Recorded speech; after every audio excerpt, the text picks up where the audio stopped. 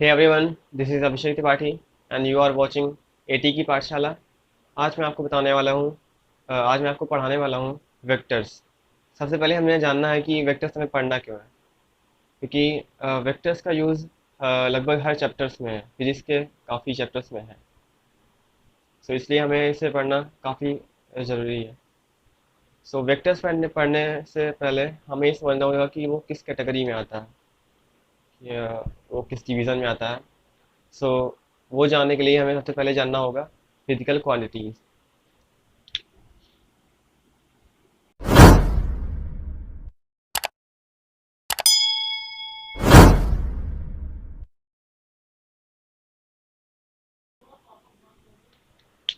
So physical quantities का जो meaning होता है, डेफिनेशन, वो होता है दोज क्वांटिटीज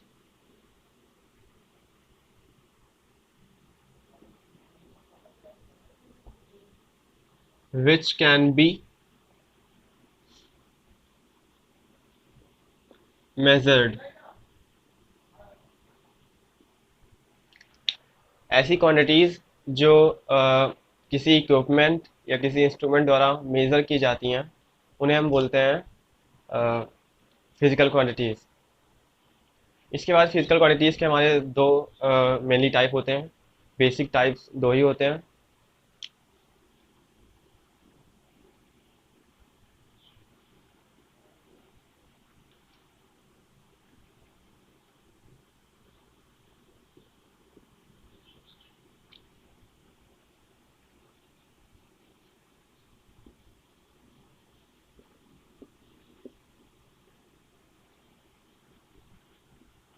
पहला है स्केलर क्वांटिटी, सेकंड है वेक्टर क्वांटिटी। स्केलर और वेक्टर पढ़ने से पहले हमें जानना होगा कि मैग्नीट्यूड और डायरेक्शन क्या होता है। मैग्नीट्यूड मतलब होता है कोई नंबर, अगर कोई हम रियल नंबर ले लें, जो पॉजिटिव रियल नंबर हो, वो हमारा मैग्नीट्यूड हो जाएगा। सपोज अगर मैं बोलूँ कि 5 किलोमीटर आपको कहीं चलना है, किसी तरफ आपको 5 किलोमीटर चलना है, जहाँ पे जो 5 ये नंबर आ रहा है, 5 किलोमीटर, ये हमारा हो जाएगा मैग्नीट्यूड। और डायरेक्शन तो आपको पता ही होगा, east west north south, north east north west, so on. So अब बात आती है स्केलर एंड वेक्टर की। स्केलर क्वांटिटीज़ वो क्वांटिटीज़ होती हैं जिनमें हम केवल मैग्नीट्यूड की बात करते हैं, उनमें डायरेक्शन की बात नहीं करते हैं। और जब हम वेक्टर की बात करते हैं तो वहाँ पर मैग्नीट्यूड और डायरेक्शन दोनों मायने रखता है। अगर सपोज आप मार्केट जाते हैं, आपको 5 kg शुगर चाहिए, तो आप 5 kg शुगर मांगते हैं, तो आप कहते हैं कि हमें 5 kg शुगर दे दीजिए। आप ये नहीं कहते हैं कि 5 kg शुगर हमें नॉर्थ ईस्ट की डायरेक्शन में दे दीजिए या ईस्ट की डायरेक्शन में दे दीजिए। ऐसा हम नहीं कहते हैं। सो ये हो जाएगा हमारा स्केलर क्वांटिटी। बट अगर हम बोलें कि हमें किसी के घर पहुंचना है, अपने दोस्त के घर पहुंचना है, तो हम ये कहेंगे कि 5 किलोमीटर नॉर्थ जाना, फिर 2 किलोमीटर वेस्ट जाना, उसके बाद आपको अपने दोस्त का घर मिल जाएगा। तो ये हो जाएगी हमारी वेक्टर क्वांटिटी, क्योंकि इसमें मैग्नीट्यूड भी बता रहे हैं और डायरेक्शन भी बता रहे हैं। अगर सपोज मैं बोल दूँ, आप 5 किलोमीटर चलिए, फिर 2 किलोमीटर चलिए, आपके दोस्त का घर आ जाएगा, क्या हम पहुँच पाएंगे? नहीं पहुँच पाएंगे, क्योंकि इसमें डायरेक्शन नहीं डिफाइन। जब हम डायरेक्शन और मैग्नीट्यूड दोनों की बात करते हैं तो वेक्टर क्वांटिटी वहाँ पे होती है। So only magnitude is required in scalar quantity.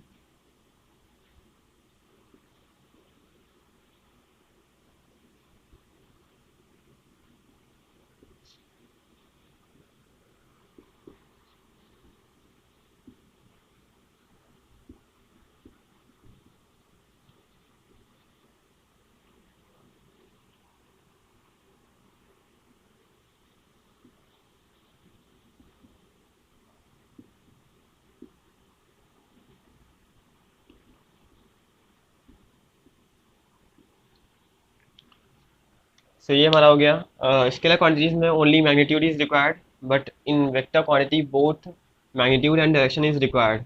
ये हमारी बात हो गई स्केलर और वेक्टर क्वांटिटीज में। अब इनकी कुछ एग्जांपल ले लेते हैं हम लोग।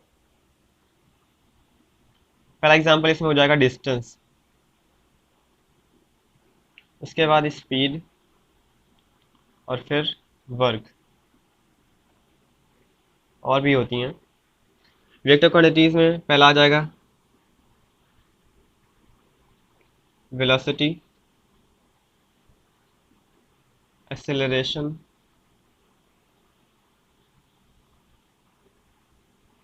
And force.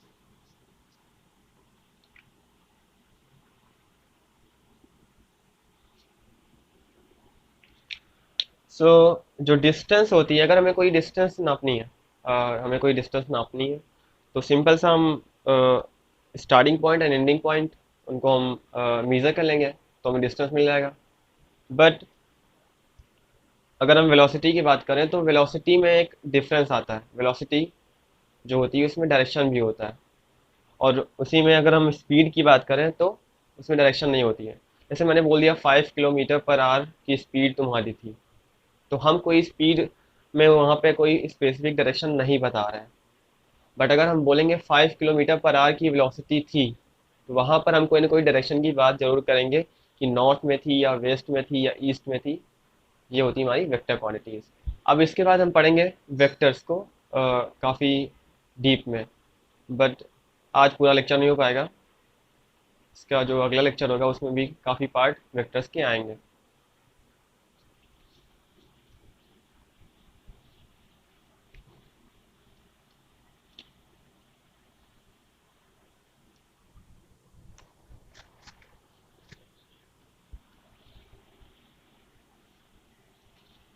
सो चलिए हम बात करते हैं वेक्टर्स की।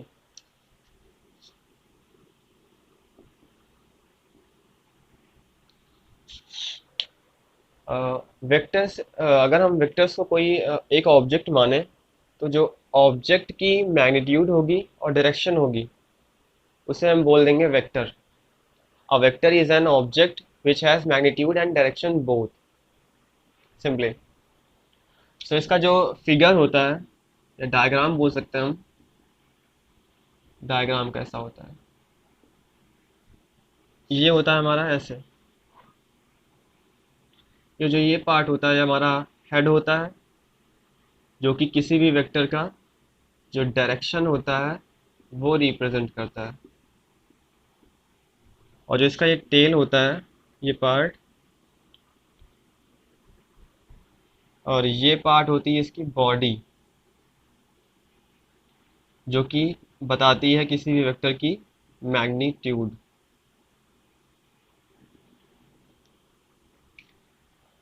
अगर हम इसे 3D व्यू ले लें, इसका 3D वर्जन लें, तो ये पूरी एकदम एक महाभारत का जो तीर होता है इसकी तरह हो जाएगा।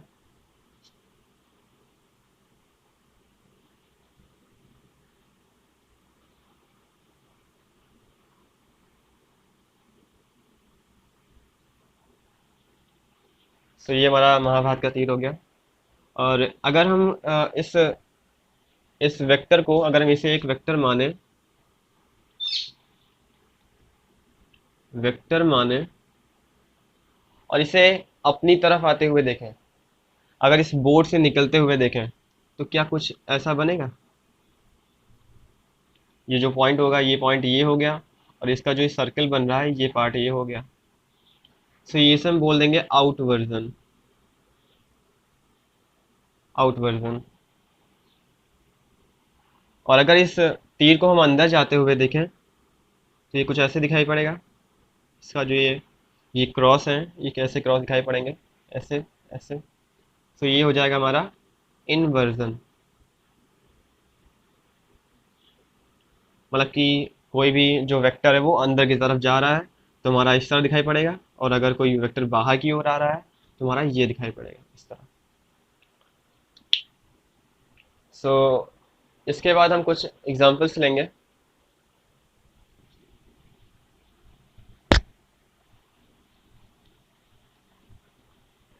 अब हमें जानना है कि वेक्टर को रिप्रेजेंट कैसे करते हैं। अगर हमें वेक्टर्स को रिप्रेजेंट करना ही नहीं आएगा तो वेक्टर्स का पढ़ना बेकार है। सो उसे कैसे रिप्रेजेंट करते हैं वो हम जानते हैं।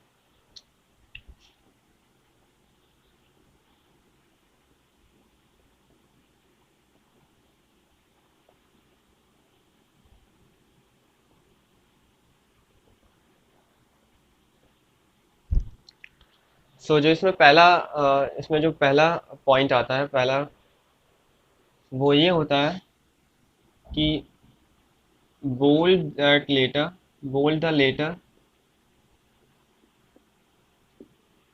by which the vector quantity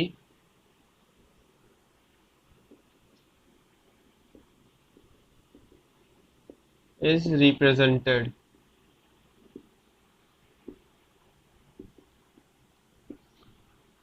अगर सपोज आपके पास एक एक्स वेक्टर क्वांटिटी है, उसे हमें वेक्टर की तरह डिनोट करना है, तो हमें करना क्या होगा? जो हमारे पास एक्स वेक्टर है उसे हम बोल्ड कर दें, उसका जो लेटर एक्स है उसे हम बोल्ड कर दें, उसका जो लेटर है इससे रिप्रेजेंट करना है, उसे हम बोल्ड कर दें, तो ये हमारा वेक्टर रिप्रेजेंटेशन हो जाएगा। अगर सेकंड दूसरी बात ये होती है कि keep an arrow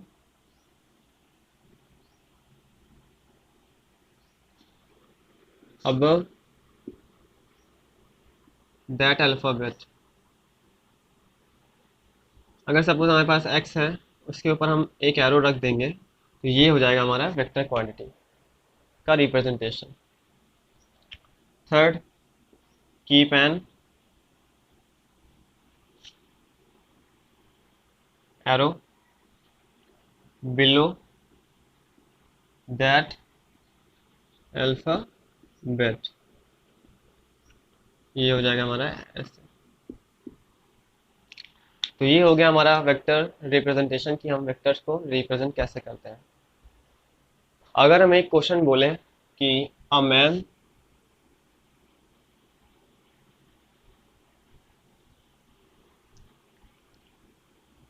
a man walks through north 5 kilometer and then 2 kilometer to the west, then make its vector representation।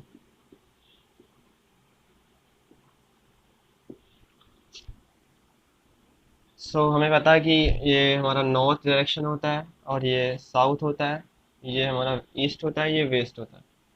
तो अगर हम इसे यहाँ पे मान लें, तो बोला गया है a man walks through north 5 kilometre, तो नॉर्थ की तरफ चलता है 5 किलोमीटर, ये हमारा पहला वेक्टर हो जाएगा।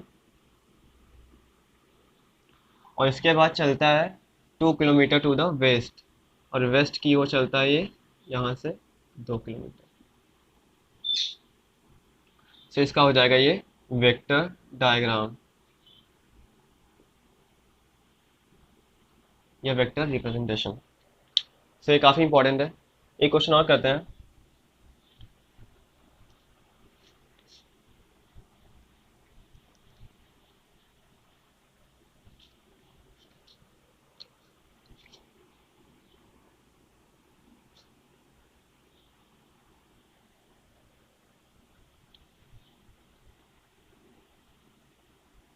अगर हम इसको ए वेक्टर माने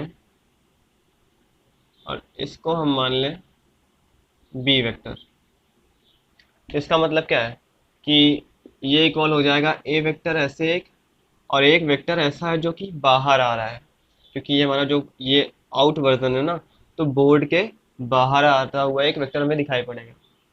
और अगर हम एक और क्वेश्चन लें कि ये वेक्टर ऐसे है और यहाँ पर ऐसे क्रॉस बना दें, तो यहाँ पर ये जो इक्वल होगा ये इस वेक्टर और एक वेक्टर जो अंदर जा रहा होगा, अंदर की ओर जा रहा होगा।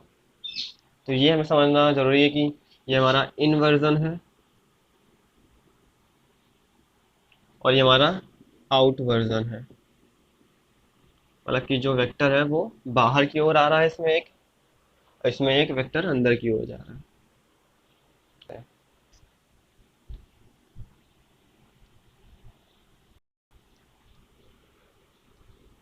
इसके बाद हम जानेंगे कि इन्हीं दो वेक्टर्स के बीच का जो एंगल होता है वो कैसे फाइंड आउट करते हैं। एंगल फाइंड करने से पहले हमें एक नोट जानना पड़ेगा।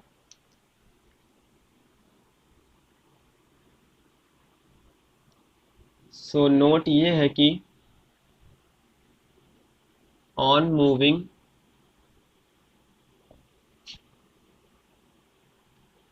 And a vector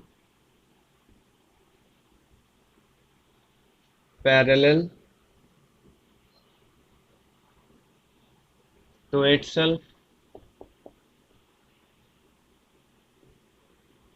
without change in magnitude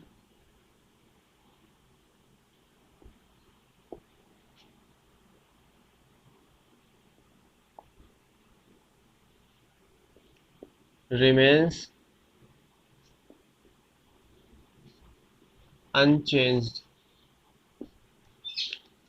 इसका मतलब है अगर हम कोई वेक्टर को ले लें, अगर हम कोई वेक्टर ऐसे ए वेक्टर ले लें, इसको हम इस प्लेन में, इसे हम प्लेन बोलते हैं एक्स और वाई एक्सिस का। तो जो एक्स वाई प्लेन है, अगर इसमें हम कोई अपना जो वेक्टर है इसे पैरेलल मूव कराएं, इसको यहाँ से यहाँ ले आए या हम इसको आगे बढ़ा दें, तो अगर इसका मैग्नीट्यूड चेंज नहीं हो रहा है तो ये वेक्टर और ये वेक्टर दोनों इक्वल हो जाएंगे, ये भी ए वेक्टर हो जाएगा। सपोज हमने एक वेक्टर ऐसे लिया और इसी के पैरेलल यही वेक्टर हमने यहाँ पे खींच लाया, तो ये जो ए वेक्टर है ये भी ए वेक्टर के बराबर हो जाएगा, ये दोनों इक्वल हो जाएंगे। कहने का मतलब है कि अगर हम किसी वेक्टर को पैरेलल तरीके से मूव कराते हैं, प्लेस करते हैं उसे कहीं, तो वेक्टर में कोई चेंज नहीं आता है अगर उसका मैग्नीट्यूड चेंज नहीं हुआ है तो। सो अब इसी का यूज़ करने वाले हैं हम angle between two vectors find करने में।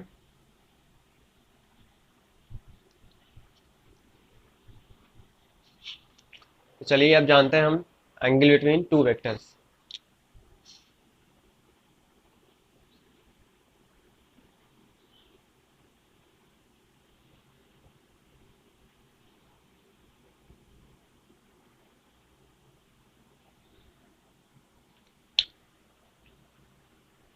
अगर सपोज हमारा एक वेक्टर ए ये है, ए वेक्टर, और ये हमारा है बी वेक्टर, इनको इनके बीच का हमें एंगल फाइंड करना है। हमें पता है कि ये कहीं ना कहीं प्लेस कर सकते हैं, तो हमें एंगल तो उनके बीच में मिल ही जाएगा क्योंकि इंटरसेक्ट हो जाएंगे बाद में। सो इसका जो रूल होता है ये होता है adjust those vectors in such a way that their tails coincide, then the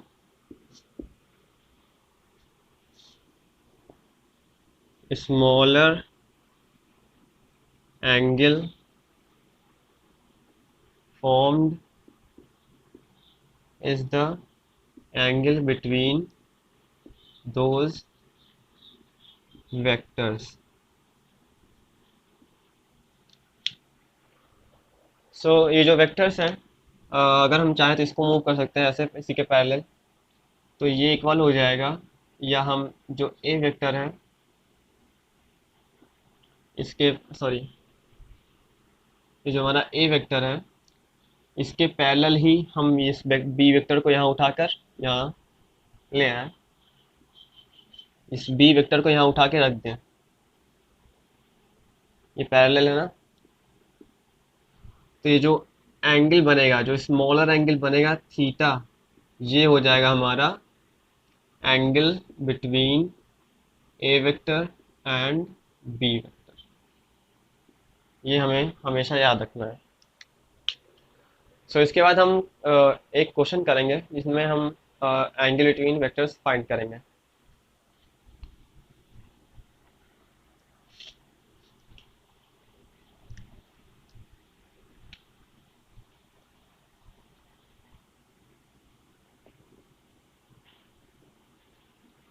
ये हमारा ए वेक्टर है, ये हमारा बी वेक्टर है, और ये हमारा सी वेक्टर है।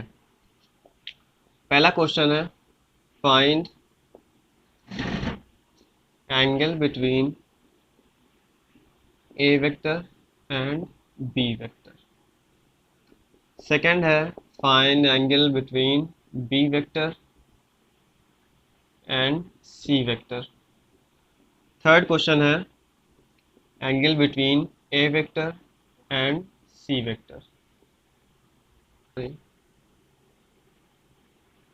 ये है 45 डिग्री, ये है 65 डिग्री और ये है 70 डिग्री।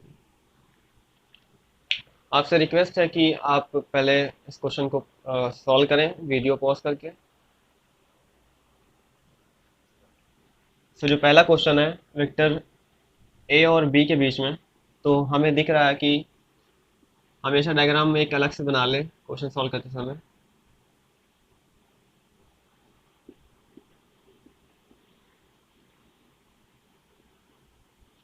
हमें देखना है कि ए वेक्टर और बी वेक्टर के बीच में एंगल फाइंड करना है।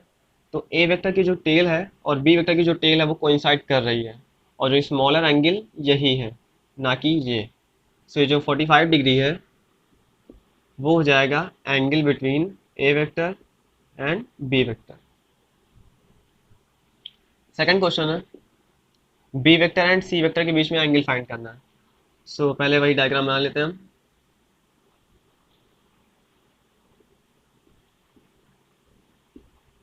हमें हमेशा याद रखना है कि जो दो वेक्टर्स जिनके बीच में हमें एंगल फाइंड करना है, उनका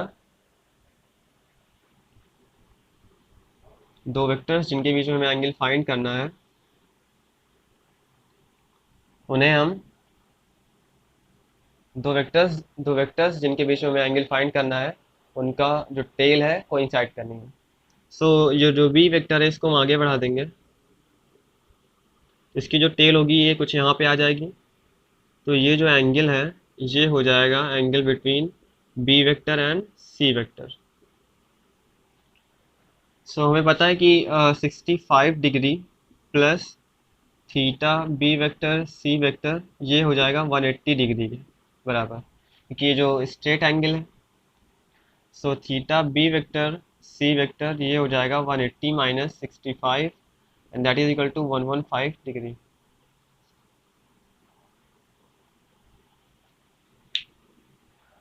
इसके बाद हम थर्ड पार्ट के बारे में बात करेंगे, ए वेक्टर एंड सी वेक्टर के।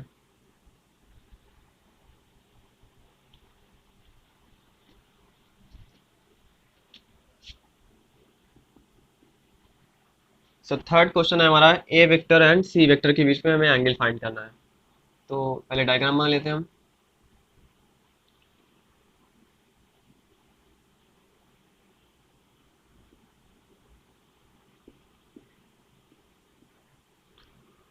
ये जो एंगल दिए हुए हैं 45, 70, 65 एंड 70। हमें करना क्या है कि ये जो दो वेक्टर्स हैं C vector and A vector की टेल्स कोइंसाइड करनी है। तो अगर हम सी वेक्टर को आगे बढ़ा दें और ए वेक्टर को भी आगे बढ़ा दें तो मैच कर जाएंगे, उनकी टेल्स कोइंसाइड कर जाएंगी। तो हम कर देते हैं, इसे में कर देते हैं। जो ए वेक्टर है ये आगे बढ़ गया और जो सी वेक्टर है ये भी आगे बढ़ गया, और ये जो स्मॉलर एंगल आ गया ये हमारा हो जाएगा angle between A vector and C vector. अब जो angle between A vector and C vector है वो हो जाएगा हमारा 70 डिग्री। क्यों? क्योंकि वर्टिकली अपोजिट एंगल्स है।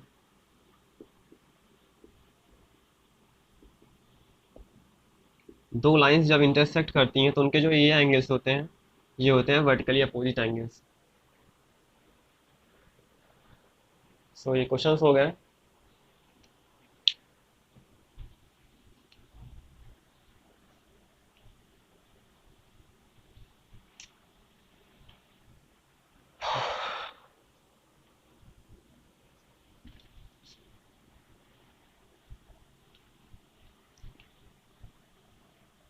इसके बाद हम पढ़ेंगे कुछ जो इम्पोर्टेंट टर्म्स हैं वेक्टर्स में वो क्या है, यानी हम पढ़ेंगे important terms in vectors.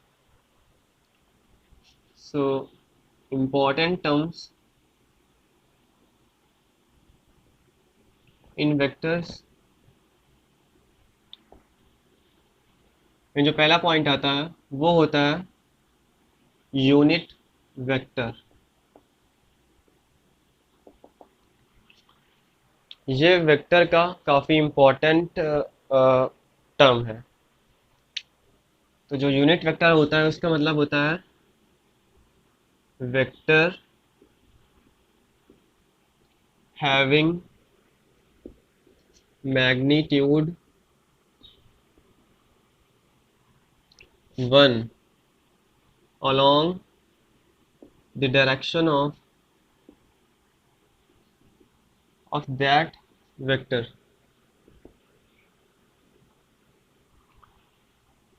It is represented by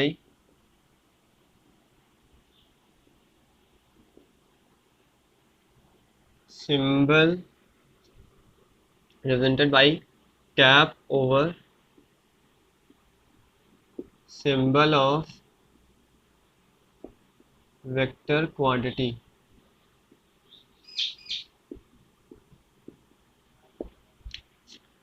यहाँ पे 1 यूनिट कर लीजिएगा। Vector having magnitude 1 unit along the direction of that vector, it is known as unit vector. तो अगर किसी वेक्टर का हम एक यूनिट उसी डायरेक्शन में हम ले लें तो उसे हम बोलेंगे यूनिट वेक्टर। जैसा कि यूनिट का ही मतलब ही होता है कि एक। और जैसे अगर हम 5 kg शुगर लेते हैं हम लोग, 5 kg शुगर अगर 50 रुपए की है, ऐसे होता नहीं है सर, तो 1 kg शुगर कितने रुपीस में मिलेंगी, इसमें हम यूनिटरी मेथड लगा देते हैं।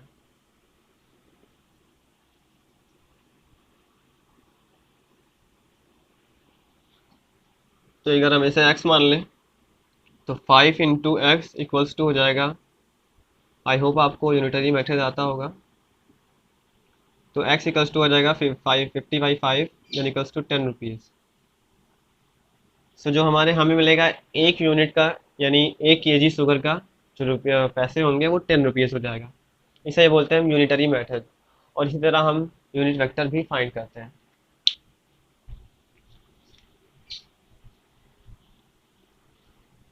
तो जो वेक्टर क्वांटिटी का, जो किसी भी वेक्टर का अगर हम यूनिट वेक्टर निकालना चाहते हैं, तो अगर सपोज हमारे पास ए वेक्टर है, इसका हमें यूनिट वेक्टर फाइंड करना है।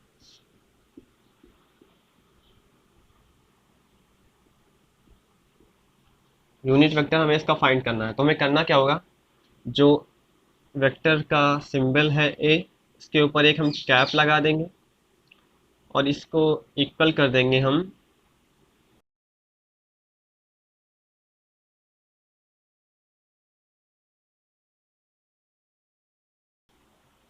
जो ए कैप होगा वो A vector upon magnitude of A vector के बराबर होगा।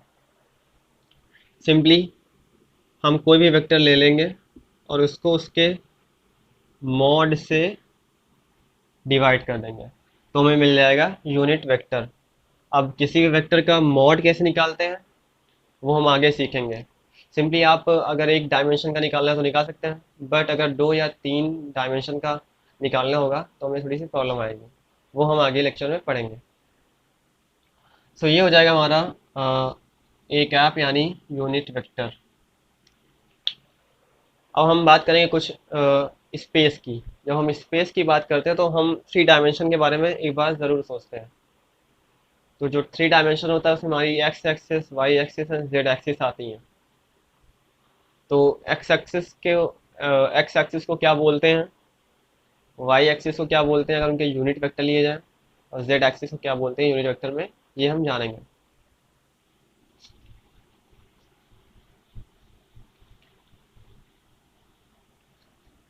तो जो unit vector along x axis होता है उसे हम एक्स कैप या आई कैप से डिनोट करते हैं। और जो unit vector along Y axis होता है उसे हम वाई कैप से या जे कैप से।